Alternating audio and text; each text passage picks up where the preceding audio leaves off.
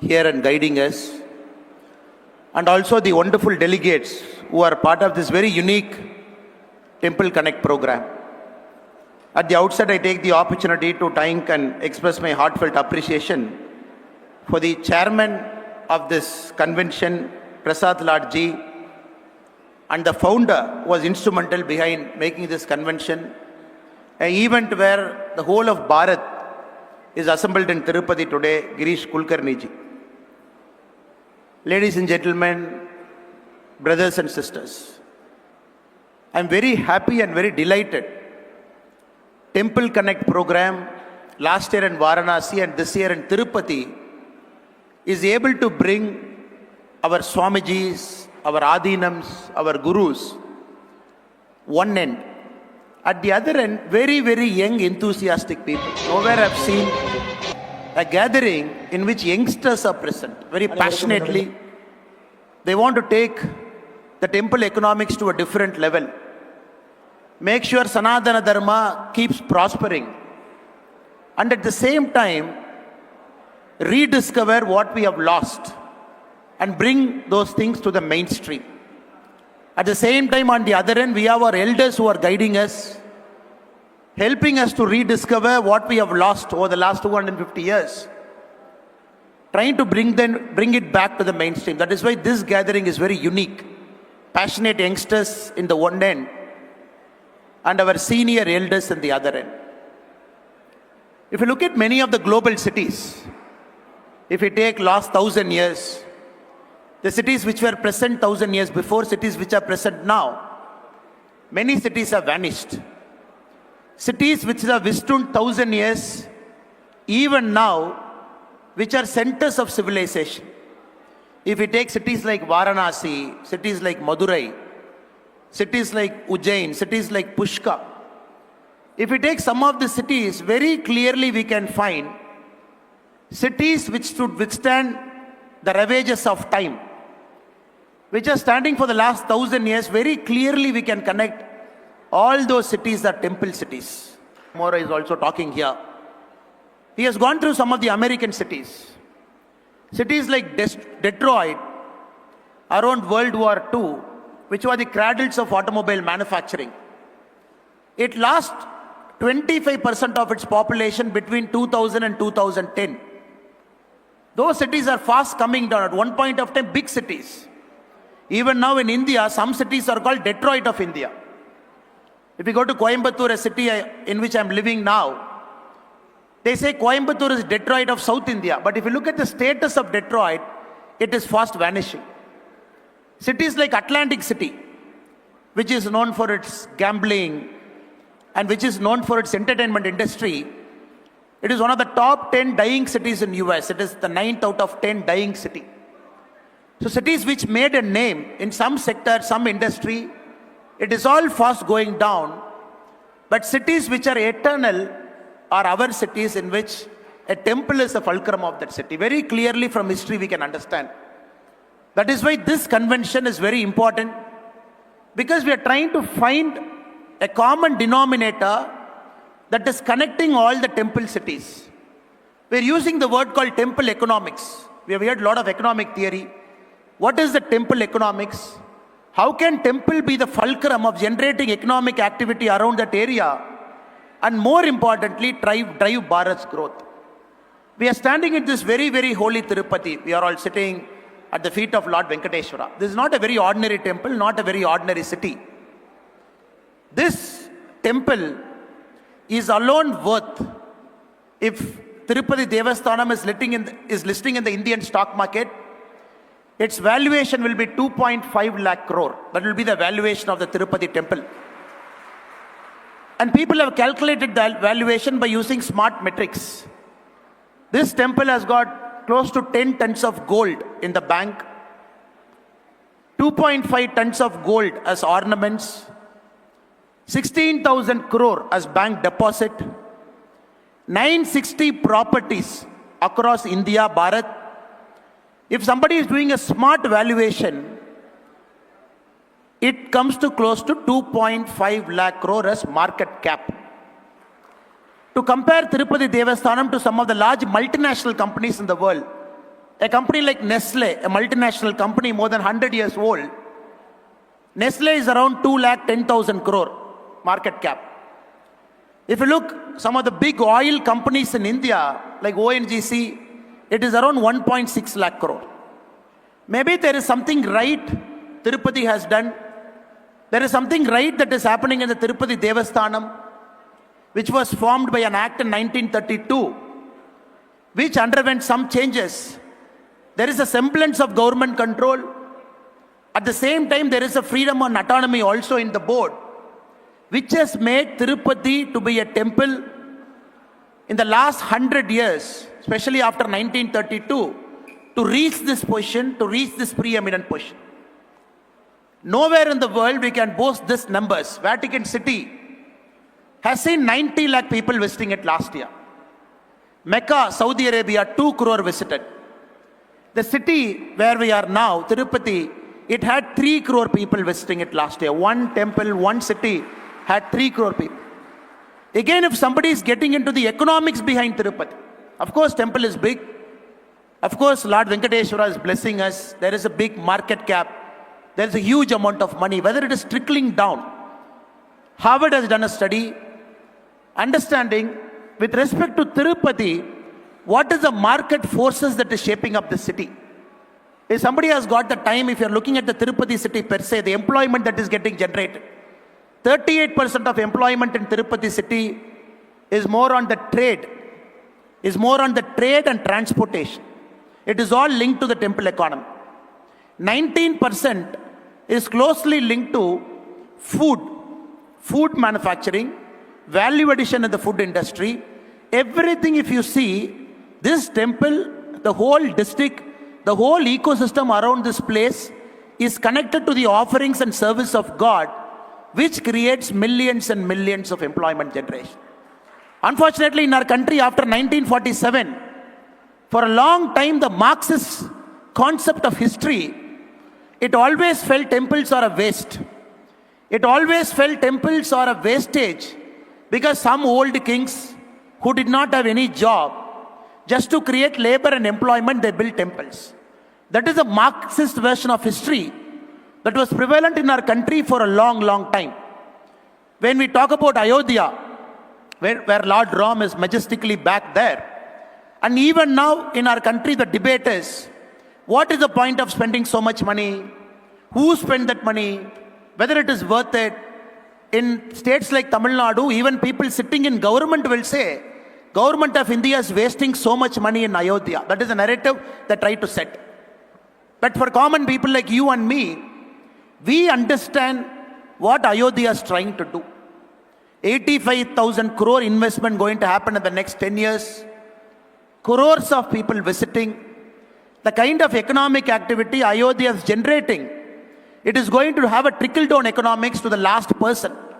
The person who is involved in the flower business, the person who is assembling the flower, right from agarbatti, right from the puja saman, right from the manufacturing.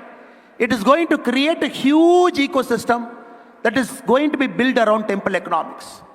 The last 10 years, we can confidently say, from Kasi to Ujjain to Ayodhya to Puri Jagannathar. Now, if you look at all the places with the modernization, the money that is getting invested, we are seeing straight away a 20% jump of tourists who want to go there. That is very, very important in our country. We are seeing this rebirth of temple economics. We are seeing this rebirth of common people going to a center of worship, which was standing there for 1,000 years. But maybe in the last 250 years, they never had the opportunity to go and see this pristine place. Now, since it is happening, a new kind of market forces operate. If we wait for another 5-10 years, we can clearly bring out papers. On Kashi Vishwanath temple, we can clearly bring out papers to say what the temple is, how many people visited, the trickle-down economics, how many people getting benefited, the total footfall. Again, for temple in Ujjain we can bring. Again, for Ayodhya we can bring. Again, for Puri Jagannathar temple we can bring. That is why I am very happy.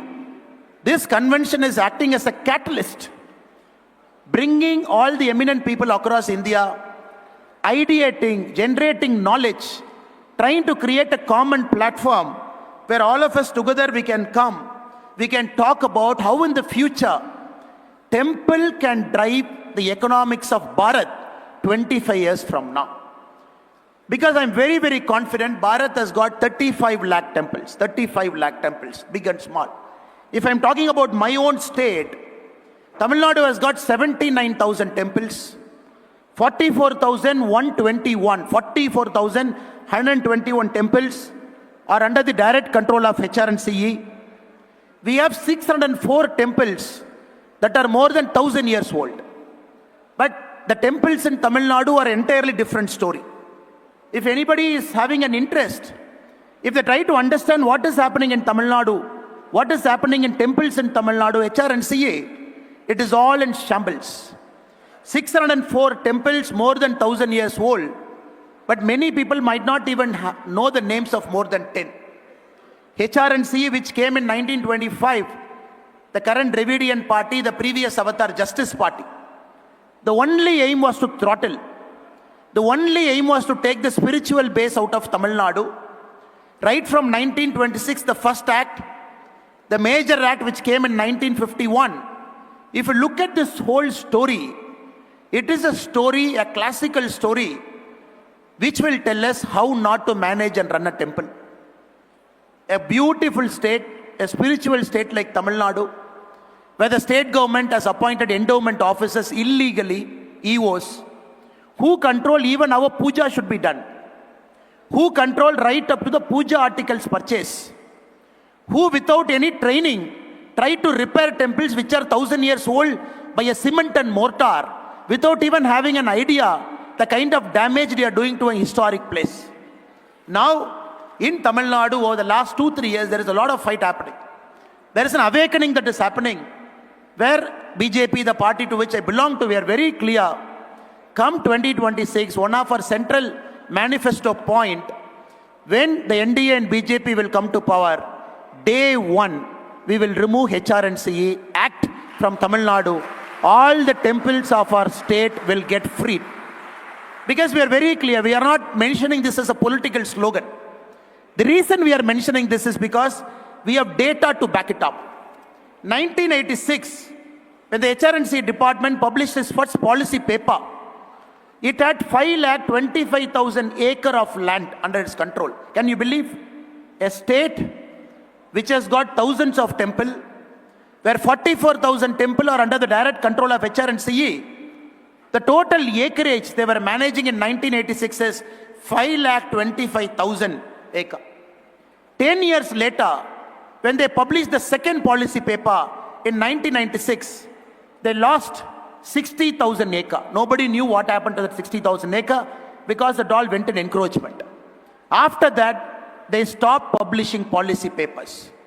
This is a state, this is a temple which officially from 2023 July to 2024 March, for a point of 9 months, total generation, total money that is generated by Tamil Nadu temples is 310 crore. Can somebody believe this? Such a huge temple base, 44,000 temples, direct control of HRNCE, 600 temples more than 1,000 years old. The money they have generated is 310 crore rupee. If I'm digging slightly deep, total land holdings now, 4.5 lakh acres, we have lost approximately 1 lakh acres now. Square feet of site managed by temples, 29 crore 14 lakh.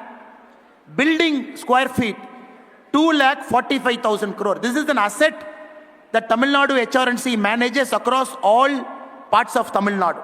4.5 lakh acre, 29 crore square feet of site, 2 crore square feet of buildings. If you look at the market rent, if somebody has got a time, they go to that place, they find that building, they put a market rate to it. As per our calculation, every year, bare minimum, they should generate 8,000 crore every year, bare minimum. But unfortunately, politicians have taken control of many of this. 50-year lease, 99-year lease. There are some properties in Tamil Nadu taken by some people, 1 rupee lease for 99 years. It belongs to temple, they're taken it for 1 rupee 99 years. They're just holding it. So that is why the revenue that is shown is just a matter of 300 crore, which is the official document they have published for 9 months. So we are very clear, in the last 20 years, if we put market rate to all the temples mismanaged by the HRNC department in Tamil Nadu, it is close to 95,000 crore of unrealized rent that has happened in Tamil Nadu alone. This could have funded our midday meal schemes for the last 20 years. This is the biggest problem.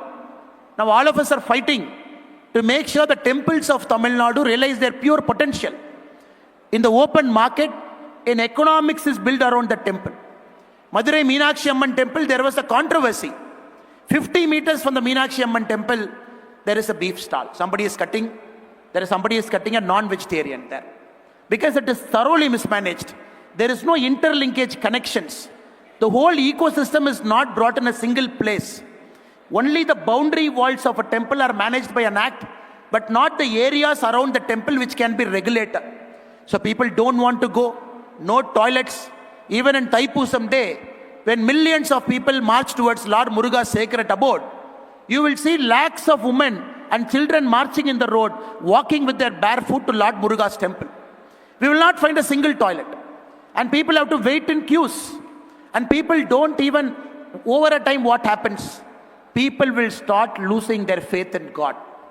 The problem with Dravidian politics in Tamil Nadu, which they clearly wanted, right from 1926, they felt you start mismanaging temples. You start taking the spiritual angle out of the places where temples are there. Slowly the next generation of people will start losing their faith in Sanatana Dharma. And over a point of time, you can make this state as a so-called secular, the secular word that is defined in most India by the Marxist historians. That is why we are fighting this as a matter of principle. That is why we are very clear, this has to be released from them. If I go one step further, again if you look at HRNCE, audits, the government spends. HRNCE is the only department in Tamil Nadu which refuses to submit itself to CAG. Even after the Madras High Court said the HRNC has to submit itself to the CAG so that we can audit it, a paper can come out, common people like you and me can know what exactly wrong in the temple. As of now, March 2023, there are 1,87,000 audit objections pending from 1986. Audit objections are pending. How they purchased it, where they purchased it, what is the commission, nobody knows. That is why we keep telling the endowment officers are sitting inside Tamil Nadu temples only as commission agents to loot the temple's money, to suck the temple out of the hard-earned pilgrims' revenue. Now, if I am going one step further, who gave permission to appoint the endowment officers? Because many a time, many of our Adinams have gone to Supreme Court. In 1951, the Dharmapuram Adinam, Srila Sri Subramaniya Desikya Jnana Sambandha Pandara Sannadi Ayya, he went to Supreme Court stating, it is an Adinam temple. Tamil Nadu government doesn't have any right to appoint an EO. So based on this, in 1965 judgment, Supreme Court has cancelled government control over 45 temples. It said you cannot have an EO. These temples are something like Madurai Meenakshi Amman temple, Srirangam Ranganatha Swami temple, Tiruvannamalai Arunachala Swami temple, Tiruchendur Subramaniya Swami temple. Again, the Tamil Nadu government committed a fraud. In 1965, the same year after the Supreme Court judgment came, they added section 75A, B and C in the act to say, okay, the Supreme Court has given a judgment, we can't immediately come out, we will hold it for 1 more year, after 1 year the government will come. At the same time, the law says, if there is any fight that is happening in the temple, if anybody can come and give a complaint to HRNC department, HRNC department has got the right to appoint an EO for 5 years. Now, based on this fraud, they keep appointing EOs, and that is why recently when somebody went to the court to ask for the appointment letters of all the executive officers in Tamil Nadu, HRNC says we have 600 EO. They couldn't produce appointment letters for 450 executive officers. So it is a constitutional fraud that is happening in the state of Tamil Nadu by the HRNC department, where 450 executive officers are illegally appointed without paper, because whenever the court is asking, they'll always find a way.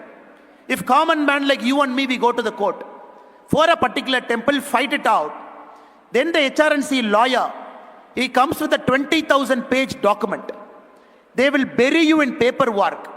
A common man, a temple administrator, a private temple guy, an adinam has to fight it again and again and again. It will drag for 1, 2, 3, 4, 5, 6, 10 years. That is why many of the temples in Tamil Nadu are dragged in court cases where the HRNC has buried them in pages and pages of documents. So though it is an opportunity for me in this platform to talk about the vision that we have for Tamil Nadu, at the same time I'm talking about the lacuna and the problems that the state is currently having. That is why we are very, very clear. Day one, when Lord Venkateshwara gives us the opportunity for NDA to come to power, we want to remove this illegal act and free all the 44,121 temples free from HRNC. Then just imagine the kind of temple economics we will be able to generate.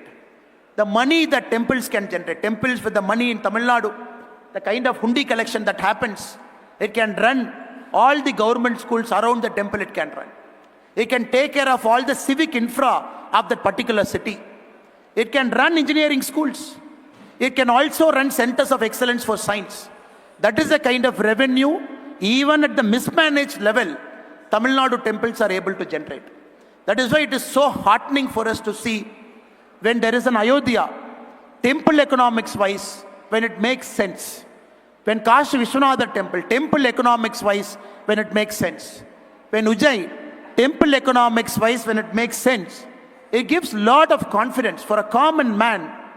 Even 70, 80 years of Dravidian political brainwashing, they will get that confidence seeing every time somebody travels to Kumbh Mela. Every time they see the meticulous organization that is happening. Every time they see 60, 70 crores of people coming there, very peacefully going out. Every time when people see that, their faith on Sanatana Dharma, especially for the youngsters, will keep increasing. Because it is very important in this age and time where everything is questioned. For everything, people want a science rationality. Seeing is believing. Seeing is believing.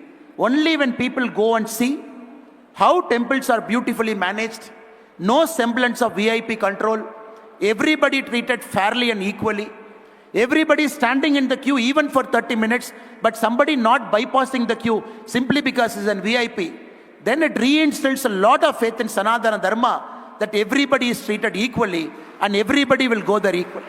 The second one, I think it is also important, a conscious call for Sanatana Dharma to gain more deep roots into anybody who is criticizing us. Not only we do a temple economics, but also the concept of Dharma, we bring it back. In the sense, no VIP culture. All temples should be riddled, should be free of the VIP culture that is prevalent in many of the temples, where a common man comes, waits in the queue, but there is a certain class of people who got the privilege to go there, do the darshan and come out. I think that is also something which, as a person, I believe that is very, very important for us to get connected with the youngsters so that they know everybody is treated fairly and equal. So these are the small things at a conscious level we can start doing. And more importantly, in Tamil Nadu, if you look at the age-old Dharmanomics, right from Rajaraja Cholan's period, Chola period, if I'm again going thousands of years back, right from the Brihadeeswara temple, the whole temple is not only grandly constructed, but also a system was put in place by the Cholas to make sure the temple economics goes down deep. Even for the fuel which is needed for lighting up the lamp, even for the ghee that is needed, they went to such meticulous level to decide if there is a poor family of that area, 6 sheep will be given to them, and the ghee that is coming from that sheep will be used in the temple. And once the sheep gives birth to their offspring, they have gone to that detailing to say, when somebody, after achieving 6 sheep, should gift the 7th sheep to another guy who doesn't have a sheep. To that level of detailing in Tanjavur Brihadeeswara temple, if somebody has got the time to decipher the inscriptions they have mentioned. Even for destitute women, there are clear rules written 1,000 years back in our Dharmanomics who should take care. A married woman without children, temple should take care. A person who's differently able, temple should take care. To that level of detailing, temples were acting as a centers of dharma, a bridge between the privileged and not so privileged. That point of time, we didn't have a law. It is all inscribed in stone so that none of us can deviate from what is there. I'm very, very sure coming years, with the blessings of elders, Sanatana Dharma and Dharmanomics model from Bharat, maybe in 25 years, 50 years from now, it should go across the world as a model for equality, as a model for fraternity, as a model where people can come together, as a model temple will be the arbiter between the haves and the have-nots. So there is no unrest in any parts of the world. I think that is a larger vision. To reach there, it is very important. The temple cities and temples, they become centers of excellence. It is very important, especially in a state like Tamil Nadu, the temples are completely freed from the HRNC department. It is more important, very important more than that, once freeing the old model in which the temples were run by a group of trustees. Now people can say, okay, you have freed it, day one. After freeing it, will it lead to more chaos? The whole idea of bringing this act, because they felt it is dominated by the priestly class. The Dravidian forces are very happy to use the word called Brahmin domination. That's how the politics of Tamil Nadu is for the last 50, 60, 70 years. They say, no, the Brahmin class will come and dominate temple. That is why in 1926 we freed. If anybody has got free time to roam around Tamil Nadu temples, we see temples, how beautifully it is structured. Different caste groups, they do puja in temple. For example, my Kuladevada temple, it is not a so-called forward caste which does puja. It is a so-called backward caste who will do a puja, and all of us will stand there and take prasad. That is there for the last 350 years. Temples are in Tamil Nadu where a lot of our mothers and sisters, they are chief puja. It is all there for 100 of years. There are temples where our scheduled caste brothers and sisters, they are the chief pujaris in main temples, and everybody will stand in line. But somehow, in the 250 years of mischievous history, all these are undocumented. After HRNC has come, they have taken it whole, and they're trying to do a lot of nonsense. I think it is very important. We have to go back to the roots. And many temples were built by certain communities, owned by certain communities, and they had a very prescribed way. We are very clear. We have a model to run temples once we free it. And this model is based on fraternity. This model is based on equality. This model can make temple more accessible to all the people, unlock the revenue potential of all the offerings inside the temple, and more importantly, generate trickle-down economics which can go down well. So I thank the Temple Connect program for giving me an opportunity to come here and want to talk about what is wrong in Tamil Nadu temples, the constitutional fraud that is happening, and the fight. Millions of people are fighting. There are people, hundreds of people who have dedicated their whole lives to take HRNC only to court. That is one side that has happened. But what is more important is the political change. The people giving their verdict to a political party to come and usher in this change. That is one part. And second, the temple economy that is happening in our country, that is creating a model for other temples to emulate. That is one part. A famous temple like here, TDD, which is a beacon of hope. A temple that is well managed, 2.5 lakh crore asset that we are looking. And coming years, more people will start going to temples. We will only see increasing number of people going. That number is not going to come down. We are seeing 20% year on increase to increase where temples are well maintained. That is the only way, I believe, of uniting Bharat, not by giving fancy speeches by politicians. One temple starts opening up, people starts visiting a temple. A South Indian visiting Kashi, South Indian visiting Ayodhya, somebody from the northern part, Uttarakhand, visiting Rameshwaran temple, somebody visiting Meenakshi, somebody visiting Palani, somebody visiting all the temple. That is how always Bharat was built. People visiting temples, people forgot their language, people didn't know the difference between them. Once we start doing it and reconnecting it back, Bharat will always be connected, and I'm very sure God will give all of us an opportunity to be a part of this massive process in the future. I again take the opportunity of the organizers who are sitting here for giving me an opportunity to come and present here some humble viewpoints. I'm very, very aware this is a stage where a lot of people are doing massive work. A lot of people have done massive work. They're coming here and speaking. A small man like me who has got a vision with a team to keep bringing this changes. I also got this opportunity to present my viewpoint. I thank all of you for giving me that opportunity and for your patient listening. Thank you so much. Jai Bharat.